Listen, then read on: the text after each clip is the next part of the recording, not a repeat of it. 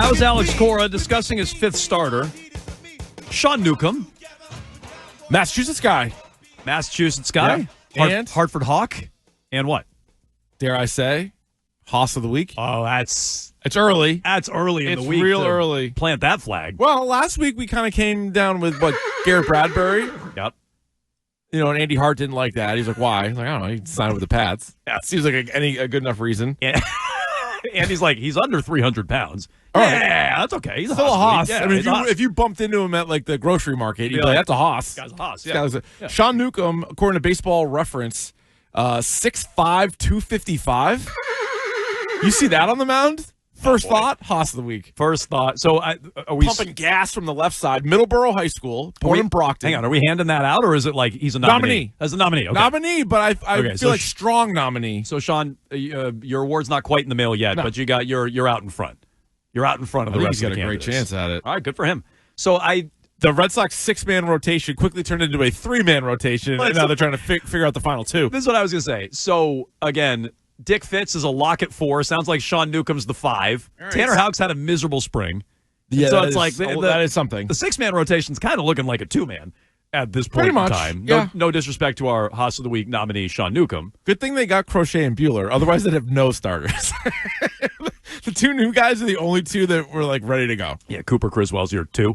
Yeah, that wouldn't feel great. Coop made a lot of starts last year. He did. He's used to it. Apparently, Alex Cora hates him now. Yeah. But that's your rotation for the Red Sox. We're pretty excited about the season. Christian Campbell going to be your opening day starting second baseman. It sounds like he's made the opening day roster. Marcelo Meyer ticketed for AAA. I think we're still waiting on word as to where Roman Anthony is going to be, but I'd imagine he's in Worcester Probably as well. Worcester, yeah. Jones with us on Friday. I was going to say Jones and Keefe will be there on Friday. Polar Park against the Syracuse Mets. Not the Rail Riders. No. Syracuse They Mets. might play them at some point. Yeah. But that's going to be Woo Sox Mets. They're on the schedule, I'd imagine. But yeah, Woo Sox Mets. Mets. Rematch of the 86 World Series. Jones and Keefe. Well, somebody. Woo Sox trying to get retribution for so long. Come on, guys. I think we'll get our pound of flesh there. I'll give you some Red Sox props coming up in a moment. Donald and Quincy's waiting patiently, though. Go ahead, Donald. Hello. Hi. Hi. How we doing? Great. Good. I got a great idea, which I've heard before, but tell me why this does not make sense. Your idea? Put Maya and Story a second and short, one or the other. Okay, so why doesn't that make perfect sense? So I brought this up, and Donald might have been the guy who called WEEI Afternoons. I heard a call. This is a great idea, but I've heard it before. That's not your idea. No. Just a idea. No, he was saying, I've heard before somebody say it's a great idea. All right. And I haven't heard anybody talk about it. I think that's what he was saying. So should they just move Story to second is what you're saying? Like, is Marcelo Meyer more ready than Christian Campbell? But are you ready to move? So Devers already pitched a fit about moving off a third. Are you ready for the hissy fit that Trevor Story would have if you moved him off a short? The guy who, for a 2-week stretch, was happier in Worcester than in the big leagues? Yes. No disrespect, Nick. But listen, we all love Worcester. I was born in Worcester. Yeah. So I'm going back to born in Worcester. Wow. Just knock your socks off. Learn something new every day. We weren't ready for that. How about that? But I don't think that was even really a consideration. Didn't feel like. Cora, I think, likes Story at short. We asked Bradford about this last week, and he was saying Story right now a better defensive shortstop than Marcelo Meyer is right now. Mm-hmm. And so I like for 25 games. Well, right. I mean, but I think they need to be ready for that. And then I would say there's a good chance that Meyer and Campbell end up being the up the middle duo for more games this year than any other duo. So maybe let him get all of his at bats. Let him play shortstop because that's going to be his position of the future. Let him do that. The Story injury will inevitably happen, and then problem solved. Then right, exactly. Okay, fair enough. 617-779-7937. You can jump in on that. All your Red Sox chatter. We'll get to a mock draft Monday coming up about 15 minutes from now. Patriots claim they won't be drafting for need. I'm not buying it. So we'll dive in on that. Meantime, Keefe, you have a bunch of Red Sox props. I got Prop City over here. Hot off the presses. That's what do we got? So we have, what is this? BetOnline.ag has a bunch of props for Major League Baseball players. And I got some for Devers, Duran, Bregman, Casas, Crochet, Bayo, Houck. So let's start with this one. Okay. Rafael Devers, man in the news quite a bit. Over under 29.5 home runs for Rafael Devers this year. Okay, so that sounds low. But I only know this because I was doing some digging in on his numbers the other day. If I would have guessed before looking at his last handful of years, I would think 29.5 is low. I would take the over on 30 without even thinking about it. And sometimes research is dangerous. Sure can be. But 2 out of the last 3 years, 27, 28, he has not hit the 30 home run mark. He had 33 in 2023. Now some of that is impacted by missing games. Yeah. But the safe bet with Devers, probably the under on that number. I'm going to knock your socks off for a second time. I'm going over, and it's because every other year he has hit 30 or more. I see. And this is that year. It's a pattern. So go back to 2018. He had 21 home runs. Yep. 2019, 32. Yep. Then the COVID year, he didn't, but whatever. But that still counts Yep. for this pattern. Pattern 21, Yep. 38. Like it. Then 27. Then 33. Nice. Then 28.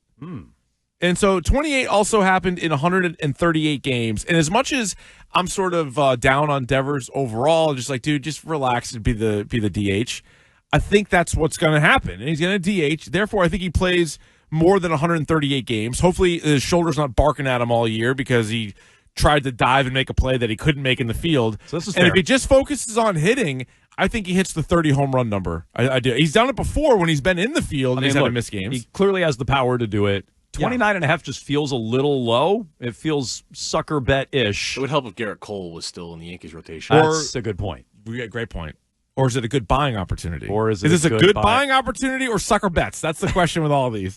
You know what? The Red Sox season in a nutshell. It really is. Have we come up with a bit? That might just be. That's a new weekly segment. Suckers bet or buying opportunity. I like it. What was the big one from last week that we were saying that? Oh, Red Sox, right? Yeah. To win the division? Yeah. Suckers bet or buying opportunity. Buying opportunity. I came down on buying opportunity on that. All right. Devers, suckers bet. What else you got? All right, RBI for Devers, 91.5. Again, similar to the Dongs every other year. But that one I think I would go over on. So is he hitting second all season? And this might be that's not where fool's errand here. That's not where I'd hit him, but that's where he's been hitting in the spring. Yeah. If he was hitting third and he had both Bregman and Duran ahead of him, I think I would like that number a lot more. Ducks on the pond, quacking all year. Yeah. I do think that with the idea of Campbell and like Rafaela ended up hitting ninth a lot last year, and he could find a way to get on. Like there could be runners, even if he's hitting second all year, he could get over 90. I feel better about the RBIs and the home runs for him. Yeah. Because I feel like in previous years, though, when he's gotten to 100 RBI, I'm guessing he wasn't hitting second. Was he? Because I feel like you had Bogarts then, and I mean, one of those years you had Betts for God's sake. So you're probably right. I don't know is the answer, but you're probably right. All right, Jarren Duran coming off an unbelievable season a year ago, 17.5 home runs for Jarren Duran. Well, now I happen to listen to your Sportsbook Rhode Island update, so I know you feel very good about Jarren Duran over 17.5. The picks of the week have been getting destroyed. By the way, the side topic. So are you saying I should fade? I should fade your bet? No. Okay. It's a dangerous game. So it's a parlay every week on Sportsbook Rhode Island. And I give usually 3 bets in one. It's really one bet, 3 different picks. I can go 2 for 3 like you read about. Nobody goes 2 for 3 more than me. Okay. So what I want you to do is next time you see it, look at that and say there's 2 winners in here. And now I have to do the calculation. I need to figure out magic eye that thing. Take one of them out. There's 2 winners in front of you. Correct. You gotta take out the loser, and that's on you to figure that out. Yeah. But Duran home runs. What do you think? 17.5. Oh, I'm over on that for sure. You are? Yeah. I think I back myself into a corner where Duran needs more home runs than Bregman, so I have to be over on that. Oh, that is true. Yeah. I think Jarren Duran is going to be one of the most significant players this year as to whether or not they like win the division and go on a run or not, because they've added some really good pieces. You're hoping for health for a couple of other guys who we're going to get to. But last year, Jarren Duran was 5th in the majors in WAR. So only Aaron Judge, Bobby Witt, Shohei Ohtani, and Gunnar Henderson had a better WAR than Duran in the majors. Right. So I don't expect it to be that. Is he one of those guys now consistently? My guess would be no. He was better than Juan Soto, and Juan Soto got $765 million. So I don't think he's that good, but 21 home runs a year ago, 75 RBI. He hit whatever his OPS was 834. Can he kind of duplicate that? Maybe. Or is this the first year of many years on a run, or is this going to be one where we look back and be like, oh my God, remember how good he was in 24? Give me Duran steals. Duran steals 26.5. Over. That's an easy over. So you think it'll be 20-20, but not 30-30? He's not 30-30. No, he might be 20-30. 20-30. Yeah. Yeah, I'll go over on both. Okay. Alex Bregman home runs. Nice. 22.5 for Bregman. I'd probably Sucker's bet or buying opportunity? I think that's still an over, but that does reflect kind of how I think his home runs are going to go down from a year ago. So like 22 and a half, like he could hit 23 or 24.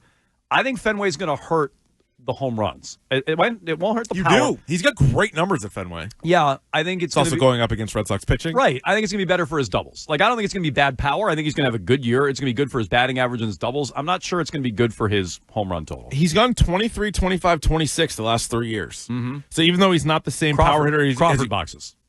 Yeah, true. Now, when he had the signals, he would hit you 30, 40 home runs. That's a great point. When he knew what pitch was coming, the guy was better than anybody. And he's back with Cora now. Maybe I should take the over. I think I am taking the over. I feel like I'm taking the over on all these guys. Oh, no, I got one that I'm going to take the under on. Right. Triston Casas home runs, 25 and a half. That's an under? Yeah. So what happened he here? Thinks he can hit 40. No, I know he does. Yeah. Last year. I'm sorry. No, I'm sorry. Breslow. I'm sorry. Breslow thinks he can hit 40, yeah. Yeah, he's trying to prop up the trade value because he's also done after this year. Yeah. No, I wouldn't be surprised if there's another like lingering issue at some point where he gets banged up, or it's just he's the kind of guy that can go on like a month-long slump and then really kind of get going and like, all right, you're playing catch-up a little bit. So 25, even if he hits 24, 25 home runs, not a bad year, but I'll take the under. I can't take the over on every single guy. They'll never lose a game. So I think Costas is the one that I think will go under his number. And part of it is because I got burned last year. I went over on everything last year for Casas, and now I'm like, I can't do that second. He's never done it, but he did hit 24 home runs in 132 games in 2023.